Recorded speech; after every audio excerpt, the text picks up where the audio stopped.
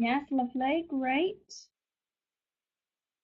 If you can hear me, if you can hear my voice and you can see our slides, if you can just type in our little comments box. Yes, if you can see the slides but you can't hear me, if you could just type no in our little comments box, so we'll know what's going on.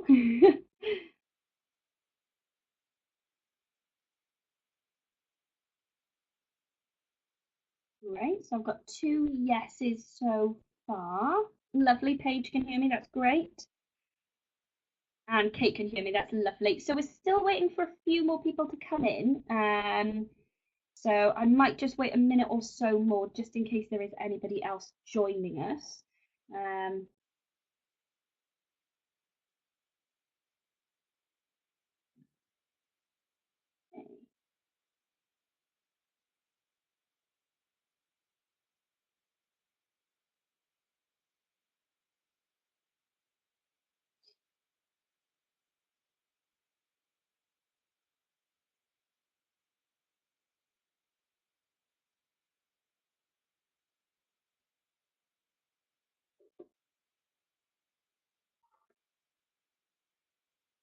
oh, right, okay. Can anybody else see the slides? Have you got that?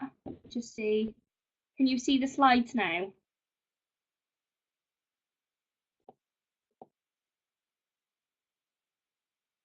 Lovely, perfect. Okie dokie. Right. So what I'll do is I'll just get started with our little bits of housekeeping and things before we get going on the actual webinar. So welcome everybody to our e-accessibility webinar. Thank you so much for spending the time and being with us today. What we've got, and it might take just a little bit less than an hour, but we've sort of arranged it so it is going to take an hour. So as you've all done already, we've got the little chat box, so feel free to type anything that you want to sort of ask any questions. If you've got any comments on anything that we're talking about, feel free to pop them in the little box there. I have got some lovely helpers. So we've got Delith and Diane, who are both the trainers at the on the project with me. They'll be helping out. They'll be keeping a nice little eye on the chat box. So they're going to be moderating for us today. If I do miss anything at all, then they'll be able to pick it up. And if we can't answer any questions during the hour, then we'll definitely come back to you. So yeah, just a big warm welcome from us. We've also got Hannah Rowlatt with us today as well. She's from at the RNIB Cymru, and she's going to be answering a couple of questions for us a little bit later on. So I'll introduce her and get her sort of audio switched on in a little while. But feel free to communicate with us through the sort of session that we've got planned today. We have got a couple of videos to show you, so if you do have any trouble seeing them or hearing them at all, let us know and I can pause and we can find out what the issues are and that sort of thing. If any of you are on Twitter, feel free to tweet us. The project is the project sort of hash is at DC_Wales, or my personal account is at Laura P DCW. So feel free to tweet us and get in the conversation on social media there as well. So as I've said, we're here to have a little bit of a look into e-accessibility. Like I said, my name is Laura Phillips and we have got our lovely guest speaker, Hannah, who will come in a little bit later on. But the aim of today is just to have a little bit of a conversation about e-accessibility and sort of find out how we can make it a little bit easier for our clients and our end users to be, you know, to have that accessibility online really. So yeah, with regards to the Q&A section a little bit later on, what you should have is there should be a little smiley face next to your name, or a little hand icon. What I'll need you to do when we do the Q&A section later, click onto either that little hand icon or that little smiley face, and there should be an option for you to ask a question. What that'll do with us as presenters and as moderators is it'll give us the opportunity to engage in your what's the word, your little microphones. You can ask a question, and then we can do it that way. Okay. So what we're going to do today is we've got 3 aims. So we're going to have a look at digital inclusion and accessibility. What we're going to do after that is we're going to have a little look at customizing devices and websites. And then, like I've said, we're going to have a little Q&A with Hannah towards the end of the session.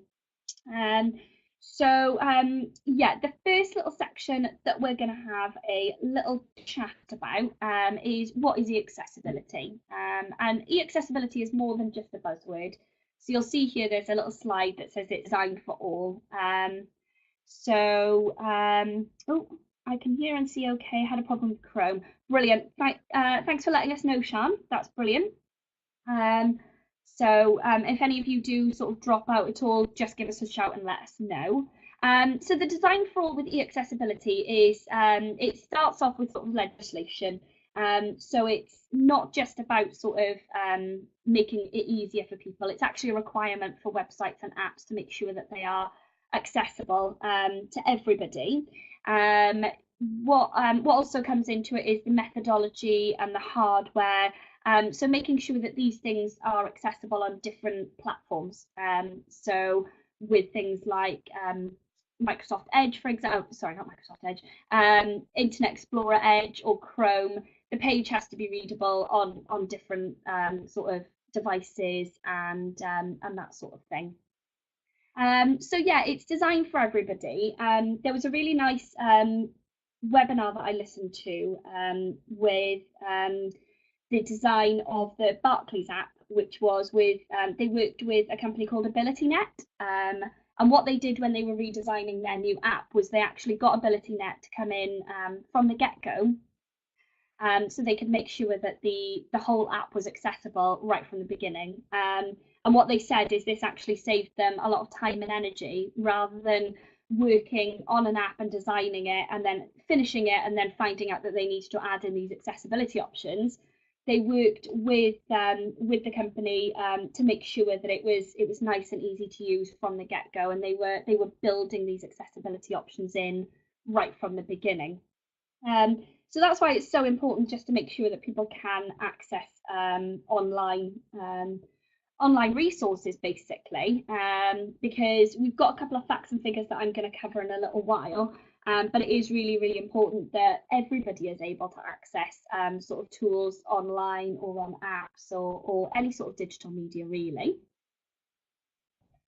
Okay, so this is a really lovely quote, which was from the IBM handbook in 1991, and it's for people without disabilities, technology makes it easier.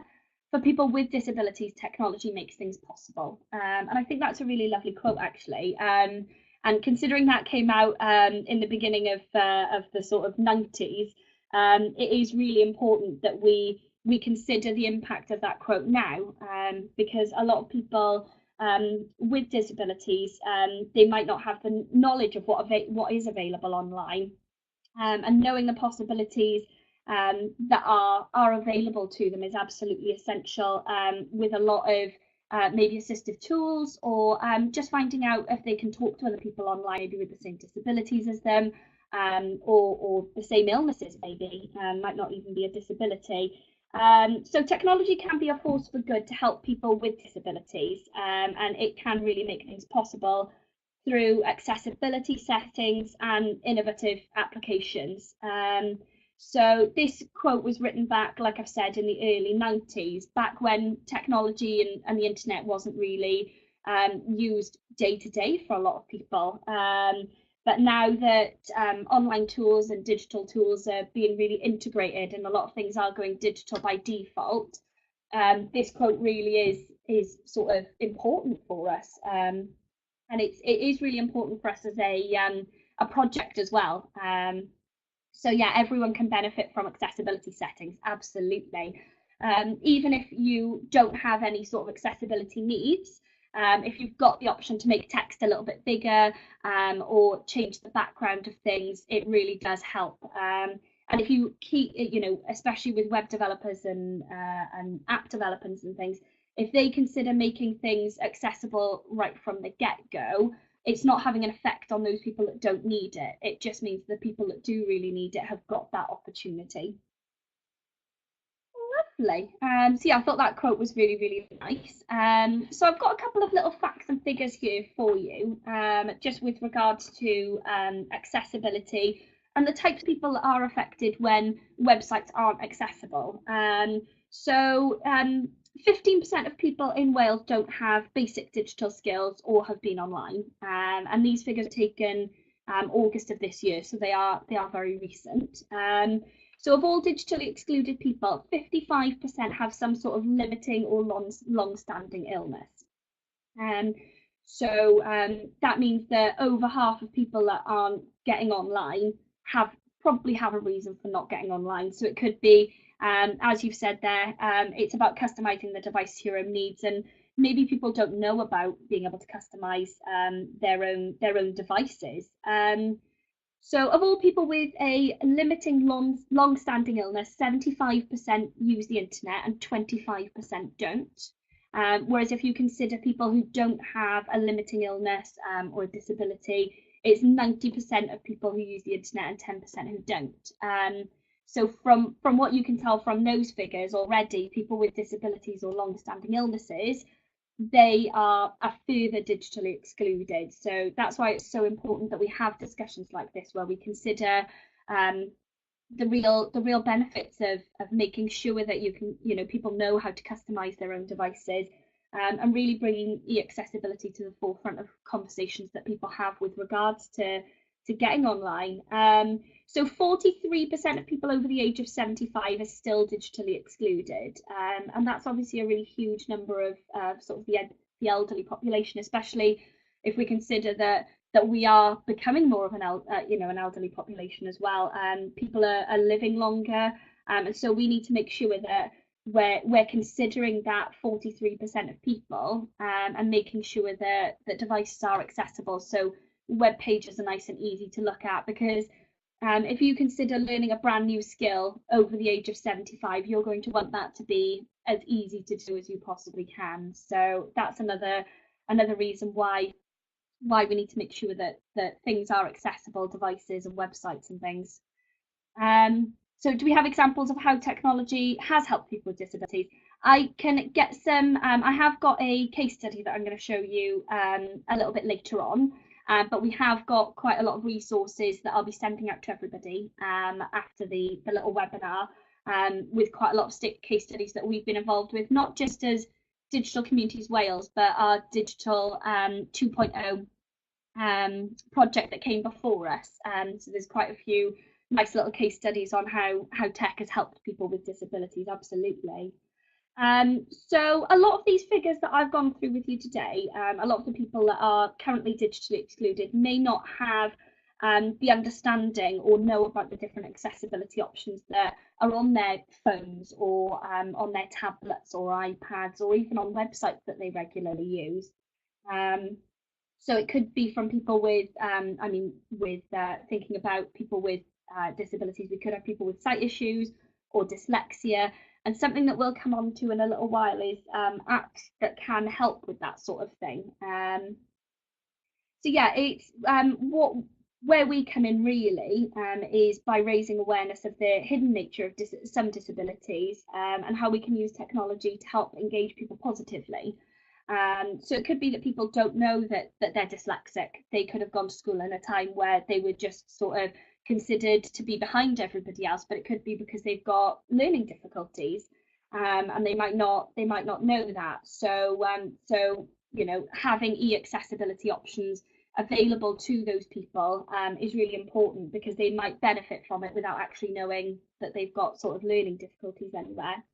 So yeah, they might not be aware of additional support that they need, but again, if we let people know about sort of e-accessibility and how wide ranged it is as well, because it's not necessarily just people that are maybe blind or deaf. It could be that they English as a second language, and they need more improved e-accessibility options to be able to convert English written websites into their first language and that sort of thing. So we've actually got a really lovely case study that we'll have a little look at later with Scope in Cwmbran, and how good e-accessibility was to them as a charity, and how much of a difference it made to their end users. And there's loads of different examples. I think it was Communities 2.0, our old project, where there was a couple who were both hearing impaired, and they'd only ever communicated when they were in the same room together with British Sign Language. And they found out about Skype, and so they were able to Skype with each other when they were in different rooms, and communicate from different rooms or from outside of the house. And that's something that they'd never been able to do before. So it really opened up the sort of opportunities that they had, not only as a couple, but to be able to communicate with their family members and things as well, which is really, really lovely. So although the stuff that we're going over seems, it doesn't seem like it has a massive impact, but for people that do need these e-accessibility options and they don't know about it, or even things like that aren't necessarily sort of advertised as e-accessibility, but things like FaceTime and Skype, they can really, really help people that haven't had that opportunity before. So to move on, we're going to have a little look at customizing devices, and to enable more digitally excluded people to get online and use technology, we need to know and understand how to customize accessibility settings on certain devices. So what I've got a couple of YouTube videos just to show you. It's basically going over the e-accessibility options on Apple products, and the second one that I'm going to show you is e-accessibility on Android devices. They tend to be the two more popular ones that people use, but you'll always be able to get into the accessibility options on whatever site you're using or whatever device you're using by clicking onto the little cog icon. And normally the accessibility options are on that main screen when you get onto the little settings. So I'm just going to play these little YouTube videos for you. If you can't hear or see them, do let me know, and we can find out what sort of issues there are. So this is our first one. I'll stop talking for a second, but any issues, feel free to type away in the little box down the bottom. Hello, my name is Ben Lippincott and I work for the Shepherd Center. Today, I'd like to tell you a little bit about the accessibility features found on the iPhone and iPad on iOS 8. I'd like to just show you where the accessibility features are located. To start, we're going to locate the settings icon on our home screen. Once we're in the settings menu, we're then going to locate the general menu, and after that, locate the accessibility menu. And once we're in accessibility, we find a host of features categorized by disability. So we have ones for vision impairments, ones for users with hearing impairments, features for learning or cognitive impairments, as well as features for users with mobility and dexterity impairments.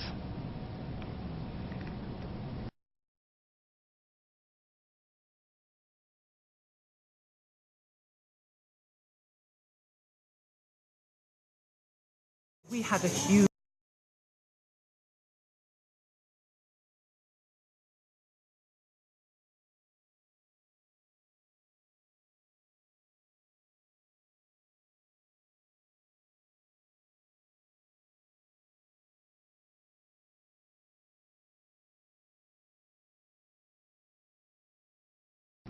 Hello, my name is Ben Lippincott and I work for the Shepherd Center. Today I'd like to tell you a little bit about the accessibility features found on Android. And to do that, let's just dive in and show you where the accessibility features are located. For this demonstration, I'm using a Samsung Note 4, so your experience may look a little bit different on your own Android device, but to start off, I want to go into the settings menu. And in this instance, it looks like a gear. Once I'm in that, I want to find the accessibility menu, and in my device, it's under the device heading. I scroll all the way down until I find the accessibility menu. Once I'm in accessibility, I find a host of accessibility options based on disability category, like vision, hearing, or dexterity and interaction, as well as a whole bunch of other customizable accessibility settings. Lovely. Could you all hear and see those videos?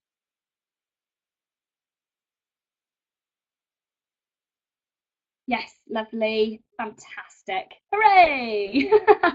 Brilliant. Okie dokie. That's great news. So yeah, that was just a little overview of how you get into sort of the settings and how easy it is to be able to change the accessibility options on the devices. So do any of you use the accessibility options on any of your personal devices that you can recommend? That you know that really help you out, that sort of make your life a little bit easier.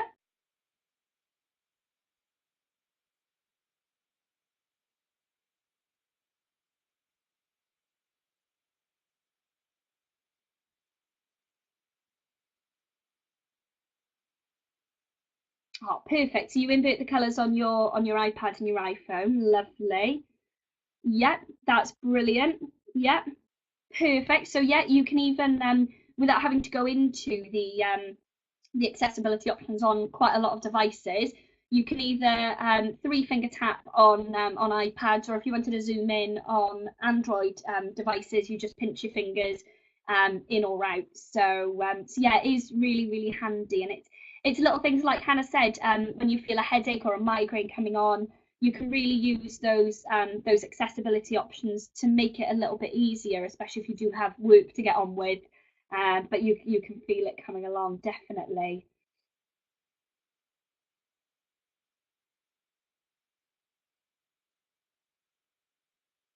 Lovely. Okay. So yeah, that's brilliant. It's good to know that you all sort of use the accessibility options on the devices that you use at the moment. And when it comes to supporting those people um, that do need to use, oh, perfect. Yeah, the Ease of Access Center on Windows 10 is really handy as well, definitely. And with regards to sort of Windows devices and things, I'm going to come on to Cortana in a little while, which is an app that comes with pretty much all of, it is just with Windows 10. And what you can do is you can type in questions, and that's basically where all of your settings are. So we'll come on to that in a little second. So that's brilliant. Um, but yeah, so moving on to, so that's how you customize the customizable stuff that's available as standard on all devices. What we'll come on to next is apps that can help you sort of get online and make life a little bit easier, really. So like I mentioned already, Cortana's really handy because you can search for anything that your device will do. So whether that's a tablet or a laptop or a desktop, what you can do is you can type and search in Cortana for accessibility options on there. Like you've said, Sean, ease of access, that's brilliant. But what you can also do with Cortana is you can set it so that it recognizes your voice. Um, so if you do have any clients or end users that do have dexterity issues, what you can do is set Cortana up to recognize their voice. The same thing with sort of Google devices, and with Apple devices, you've got Siri. You can set it so that it recognizes your voice, and you've got things like text to speech, and that sort of thing. Um, so that's Cortana. Thank you very much for putting the links up there for our little YouTube videos. I really appreciate that. So if any of you wanted to have a little look at these videos in a little bit more detail or have a little watch again later, we'll send over all of the links to you later on. So TapTapSee is a really wonderful app. Have any of you used TapTapSee before?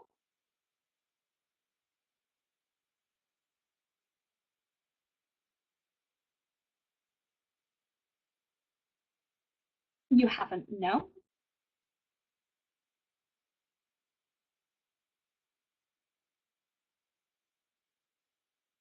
No, lovely. Okay, so TapTapSee, I've done the same as you. I've done a little bit of research on it, but I've never personally used it. But it's a really great app that can be downloaded, and it gives people with visual impairments the opportunity to have a little bit more independence. It is fab, Hannah. It's really good.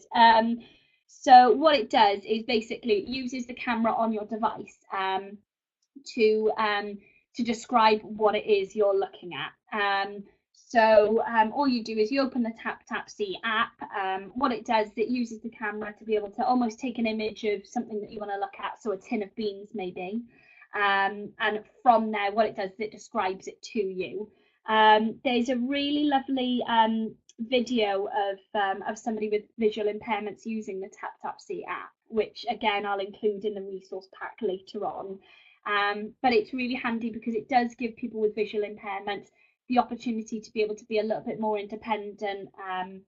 So yeah, because it uses a description of what it is you're taking an image of. So yeah, thank you very much again for popping in that link. So feel free to have a little bit of a look at it. And even if you don't have any sort of visual impairments, it's always worth having a look at these apps and things, just to find out how well they really work. I use my phone's version of TapTapSee just to find out how that worked, and it is really great, the sort of technology and what it can do for people. So Browse Aloud is another one that we've got, another example of apps that can assist on here. And Browse Aloud helps people with low literacy and reading skills, dyslexia, English as a second language, and people with mild visual impairments. And what it does is Browse Aloud reads the content of a web page to the user in multiple languages. So what you can do is you can choose a language that fits you best. If you're first language Welsh speaking, you can have it read the web page to you in Welsh. And what it does is it reads all of the content, including downloadable documents, the mobile information, any text, any tables on there. And it is just a really handy tool to have. So so Browse Aloud is another one that is really, really handy. So Ivona Voices is an add-on that you can have to a website, and that's again text-to-speech capability. So it's very, very similar to Browse Aloud. It's a little add-on you can have on any website. And Recite is another one, another add-on for websites. So that's the one that Welsh Water use. So have any of you been onto the accessibility options on the Welsh Water website recently?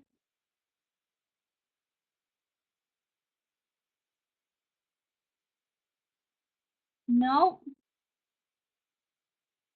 No. So I would recommend hopping on to just the Welsh Water website and just having a little look at their e-accessibility options, because they are absolutely wonderful.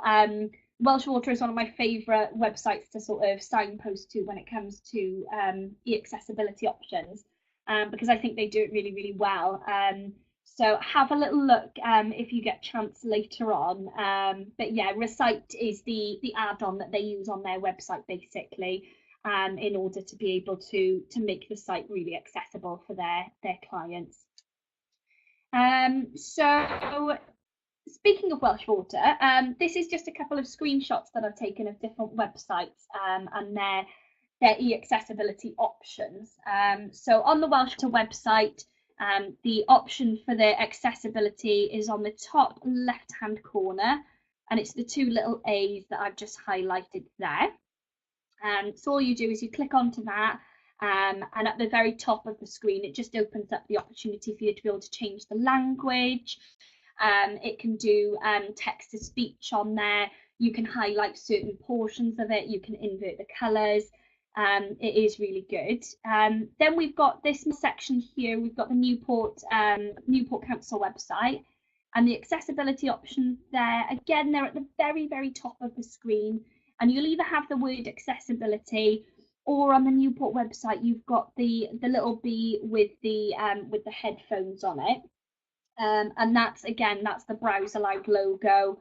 So you can see here that sort of council websites and that sort of thing. They use these apps that we're recommending as well. Our very bottom one, this is the Channel 4 website, and what we've got down the very bottom. So this is at the very, very bottom of their website. We've got all 4 accessibility, and we've also got an accessibility option just down the bottom as well. So whenever you're on a website, have a little look, check out their accessibility options, and just find out what they offer for their clients and their users, really. Have any of you had any experience looking at accessible websites? Have you got any more that you can think of to recommend to us? Because obviously I've sort of listed 3 here, but if you've got any more that you can think of.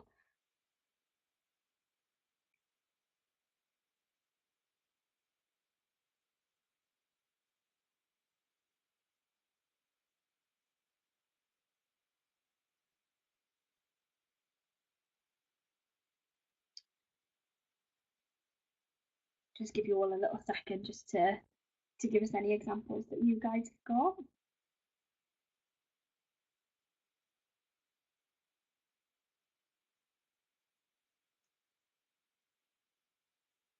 Okay. So those will come through in a second. But what I did want to show you is I mentioned it a little while ago, but it's just a case study that we did with Scope and Cwmbran. They sort of a charity that helps disabled people. And what I wanted to do is just show you. It's only a couple of minutes long, but it really does show the benefit of being able to get online and being able to use sort of accessible devices to their clients. So I'll just play that little video. Again, if you have any trouble hearing it or seeing it, just let us know in the comments box and we can have a little look for you.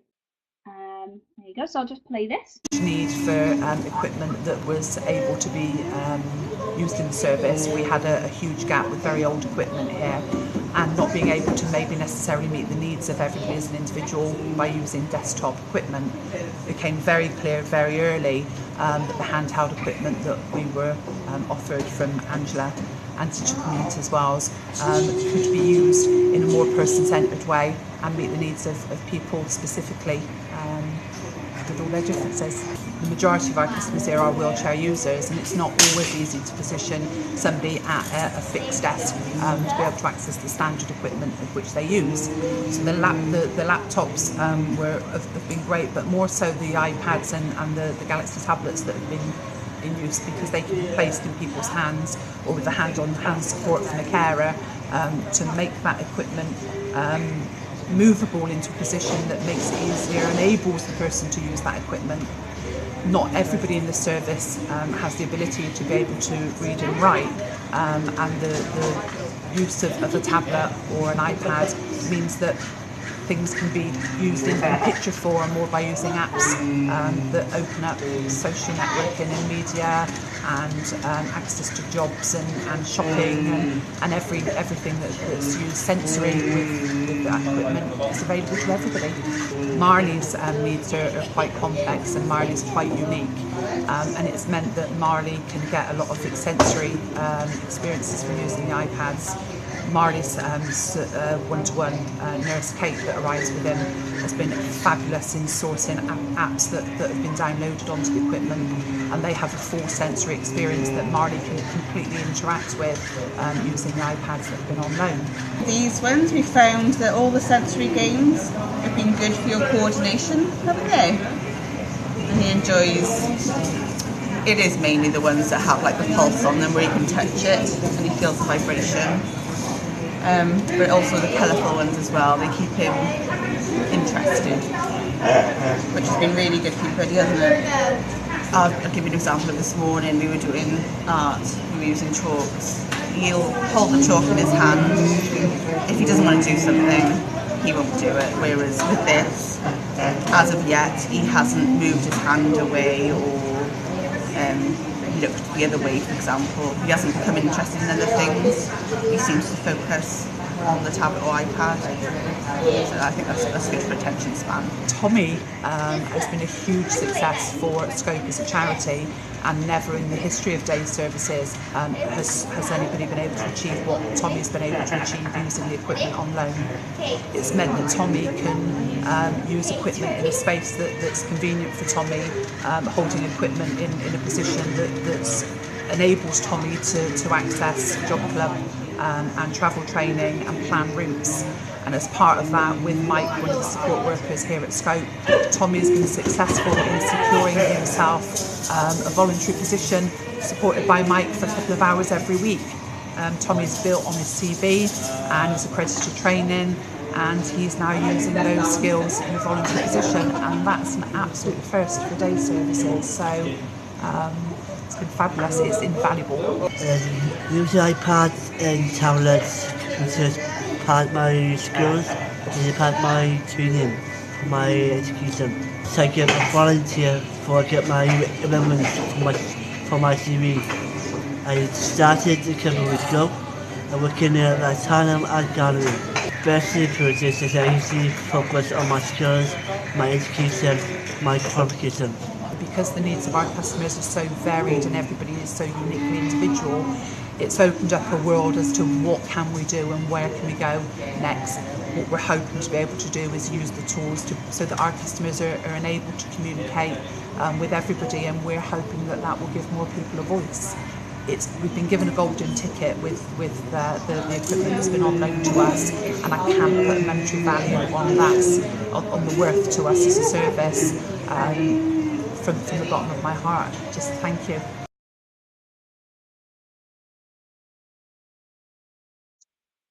So that was just a really lovely case study that I wanted to show you all with regards to the work that we do at Digital Communities Wales.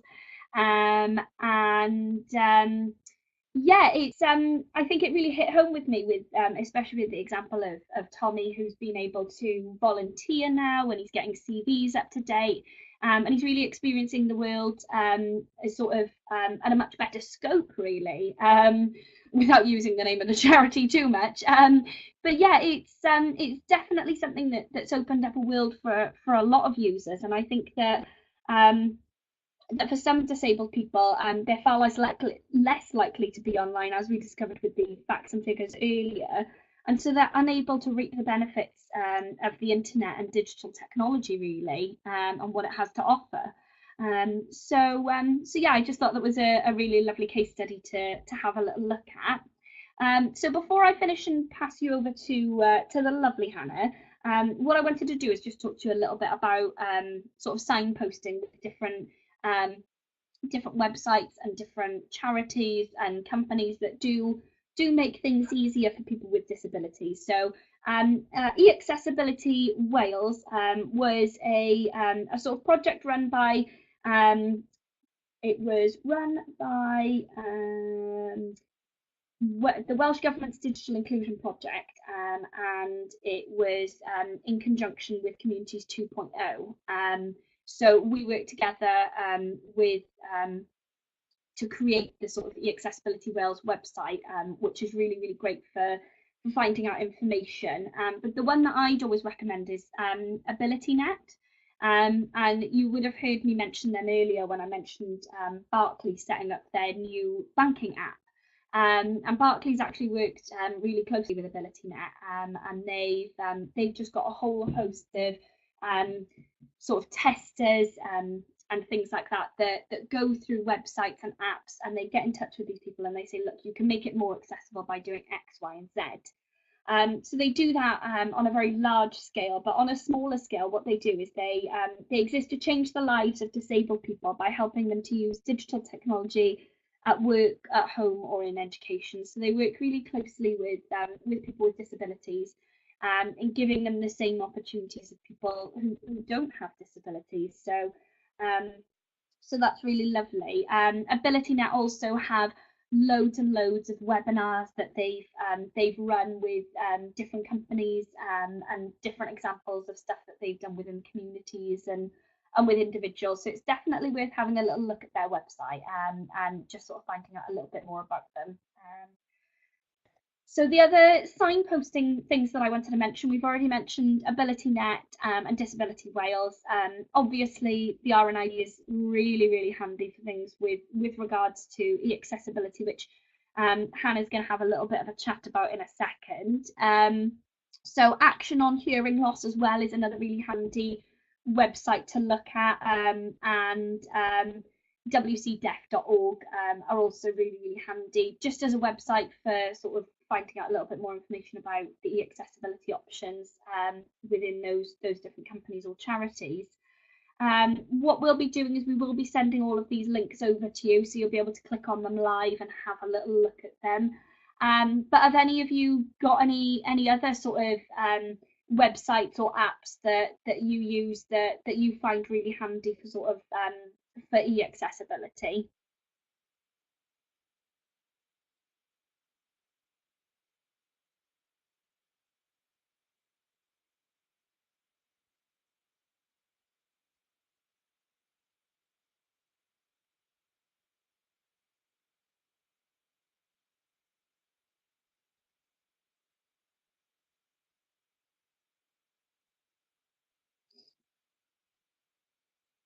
Well, we've got a couple of typing.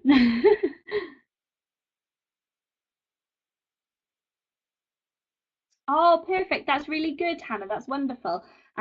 So yeah, using the accessibility tracker on Microsoft to make sure everything I create is as accessible as possible.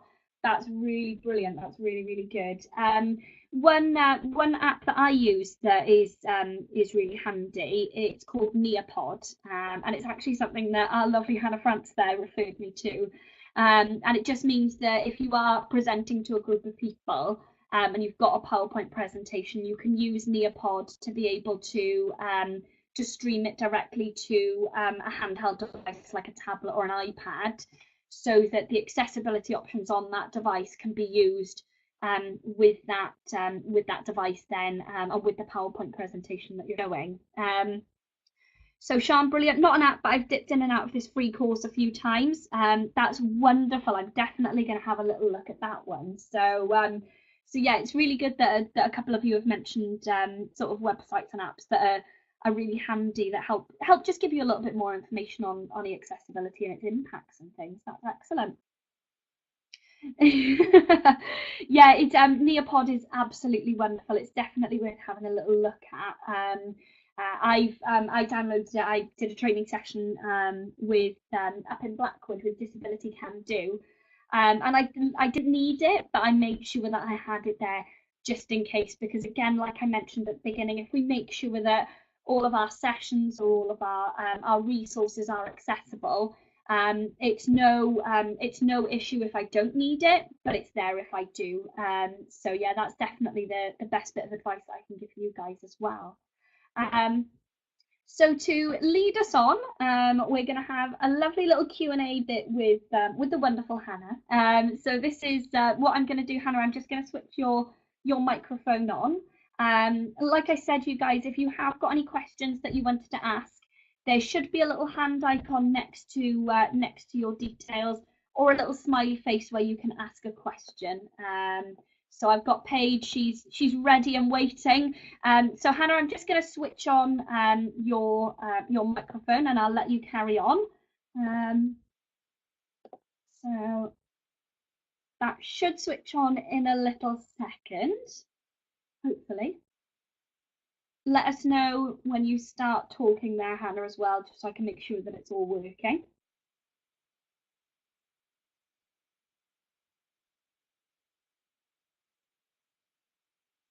Oh, try it again. Oh, okay. Fingers crossed this will work. Hannah,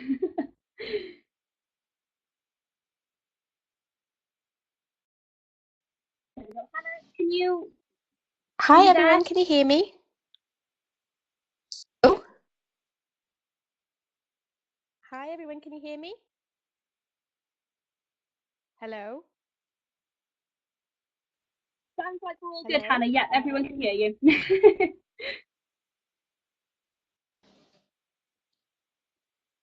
Hi everyone, can you hear me? Yeah, we can all hear you, Hannah. Oh, brilliant. Thank you. No yeah. Oh, it's lovely to be with you all here today. So as Laura said, I'm a digital skills officer here at RNIB Cymru, and I work on a lottery funded project called Online Today. So Online Today supports people with sensory loss to get online and use digital technology to join the brilliant digital world. So we do all manner of different things. So the first thing we do is give advice and information.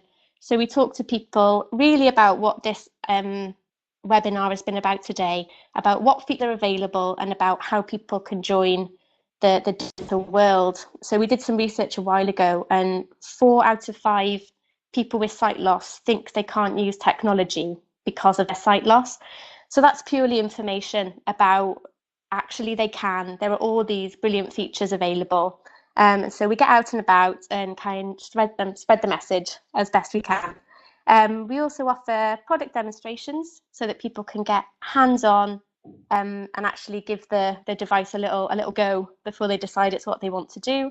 And then we provide training. So we work with them on a one-to-one basis for them to achieve whatever they want to with using their devices and getting online. It can be all manner of different things. So Laura asked me to talk a little bit about the benefits and what being online can do for others. So I had one lady who was in her 90s. She was losing her sight and she was feeling really isolated at home.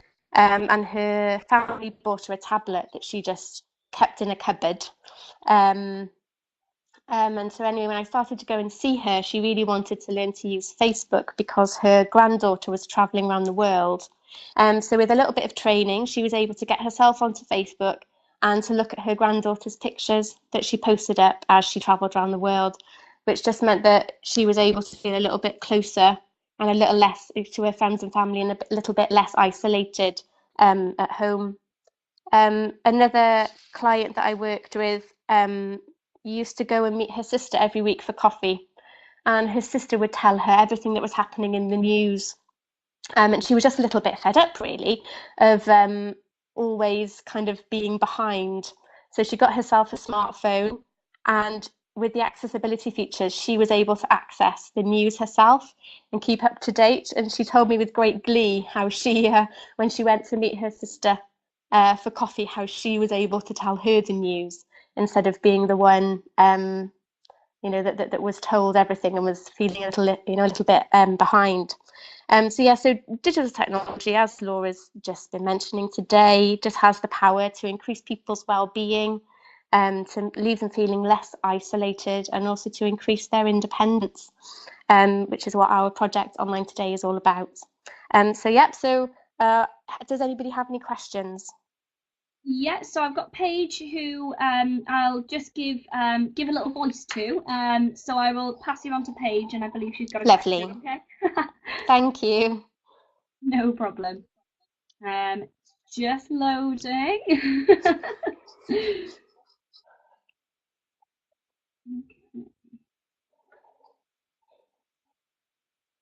Fingers crossed this works. Don't you just love technology? No, yeah. Right, Paige, I think it's loading. Hopefully. It might come up with a little pop-up box that'll say, do you want to give this access? So you might just need to click OK on there. If any of you have got any questions and you wanted to type them in, I can sort of read them out if we need to.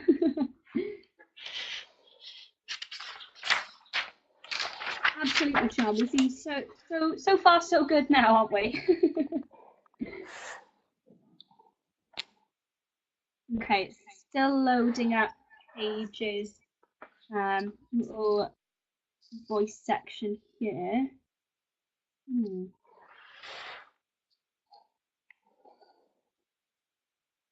So Delith, Hannah, we've got a question from Delith. From experience, yes. What are top tips with sort of e-accessibility? Do you have any top tips? Do you mean in terms of, Delith, in terms of kind of working with people, or do you mean just generally what's available, or both? For supporting others. But my top tips. For both. Yeah. Okay. So top tips for supporting others is really to talk with that person about what their individual needs are. So for disabled people, no two of us, and I'm partially sighted myself, so no two of us are the same. So even two people with the same sight condition or two people who have the same disability will not kind of need the same accessibility features to be able to use technology. So the first thing is not to assume, okay, so this person, for example, is blind, this is the thing that they'll need. It's very much to kind of look at all the different features available and work with the person to find the best thing for them. There's no right answer. It's all about just exploring the best features available for the individual. Oh, perfect. Yeah, that's great. So yeah, I think you're absolutely right there. It's and I tend to say this in my other sessions that I run. So when it comes to just generally supporting brand new people to get online, it's get to know the people that you're supporting and helping. Yeah. I think is definitely one of them.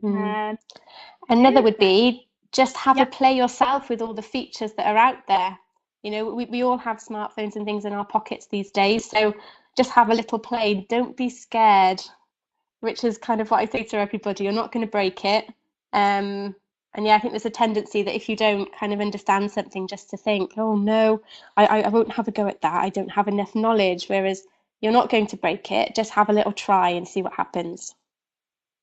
Definitely. And yeah, as we've mentioned, smart TVs have settings for e-accessibility as well. So it's definitely worth having a look on your own tech in your own houses and just finding out. Yeah. Because the more we know as people that support end users and clients, the more we can pass on, really. Yes. So is there any other training that we can go on to learn about accessibility? What Paige, Hannah, do you want to answer that? I mean, you do sort of training within the RNIB, so yes, we do. Yeah, so we're moving into kind of a new phase of our project. So from next year, we're going to be offering training to organisations and professionals. So we're going to have 3 different options of training at different levels. So the first one's called Knowledge, and that's about people really developing the skills to understand a little bit more in depth, really, of what you've done today about what's available and about being able to talk to people with sight loss about those options. The second is called Demonstration. So that's about giving people the confidence to be able to demonstrate those features to others. And then the third option is about training. So it'll be a session focused on us providing you with skills to be able to train people with sight loss and how to use the technology. So it's something we're really excited about, and we're looking forward to starting that next year. We're also very much hoping to work with you lovely people to do some webinars in February that are more focused on the knowledge level of accessibility features for people with sight loss.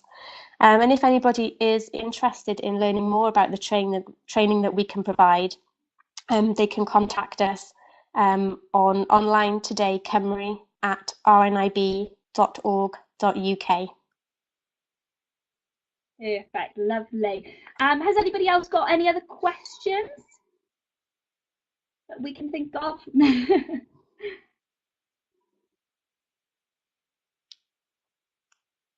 No? Oh, we might have one more. Yeah, I'm so sorry we couldn't get the microphones to work with getting people to ask their questions. But if that's the worst thing that's gonna happen, then I'll accept that. So yeah, what I'll do now is I'm just gonna sum up, but feel free. I'm gonna keep Hannah's microphone on. So feel free to keep typing your questions in just while we carry on with this little bit at the end. But I just wanted to sum up the session, really. So what we've done today in our really sort of quick fire webinar was we've had a little look at why e-accessibility is so important. We've looked into ways that we can make life a little bit easier, and we've had a little look at a range of devices that are a little bit easier. And we've obviously had our wonderful chat with Hannah here as well. Oh, sorry, Sean, I think I missed your question. So the RNIB Bookshare. So Hannah, Sean's question is, let me just scroll up a tiny little bit. Bear with me. So Sean said, I've started to look at an RNIB Bookshare. Are there any Welsh language children books on there? So age 8 to 9 years. Do you know of anything?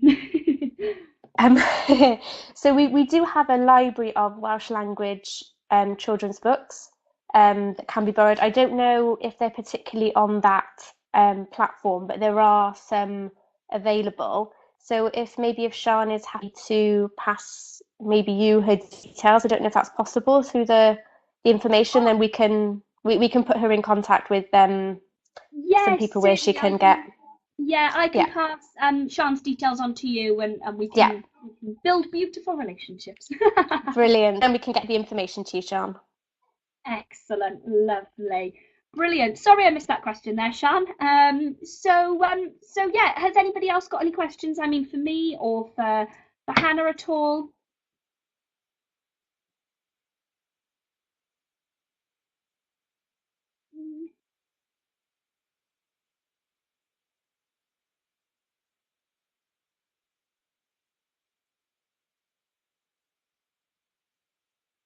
Lovely, perfect. Also, so Paige has asked a question. So yeah, brilliant. So thank you all so much for being involved today.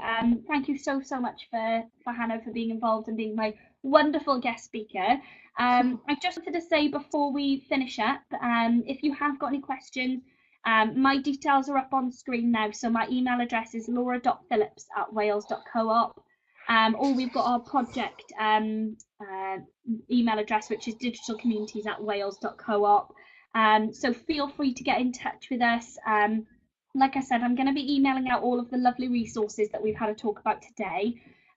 So if you did have any questions from that, let us know. And obviously, if you wanted me to pass your details on to Hannah, if you wanted to get a little bit more information on the project that she's involved in, I'm more than happy to do that as well. But thank you so much for your time. I'm gonna switch off my my microphone now, but if you have got any more questions or anything like that, please feel free to let us know. But thanks again. Have a lovely afternoon, everybody. Thanks, everyone. Thanks. Bye.